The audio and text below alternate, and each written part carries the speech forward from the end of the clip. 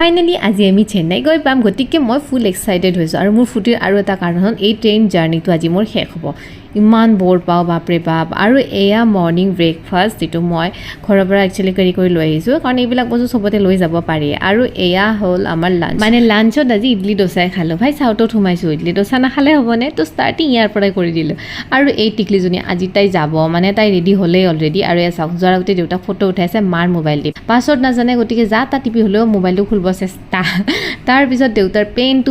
পাই কিনে তাইৰ যিমান জ্ঞানৰ ভাণ্ডাৰ আছিল গোটেইখিনি মোৰ হাতত আঁকি দিলে চাওক আৰু ইয়াৰ মাজতে দেউতাই কি কৰিলে জানেনে এই কলমৰ সোপাটি ফুকে যে দিয়ে যি দেখা পালে এইবাৰ তাই সেইটোতে বুজি গ'ল তাইৰ লগত সময়খিনি কেনেকৈ গ'ল নহয় একদম গম নাপালোঁ তাইকতো চাগে মই আৰু কেতিয়াও লগ নাপাওঁ গতিকে ভিডিঅ'টোৰ জৰিয়তে তাইক সাঁচি ৰাখিলোঁ আৰু এয়া আমাৰ নামিব হ'লেই নহয় গতিকে বেগ চেগবোৰ ঠিক ঠাক কৰি আমিও ৰেডি হৈ গ'লোঁ আৰু মোৰ চেন্নাইৰ লং ভিডিঅ'বিলাক মই ইউটিউবত দিছোঁ আপোনালোকে কিন্তু চাব নাপাহৰিব নেক্সট আকৌ লগ পাইছোঁ বাই বাই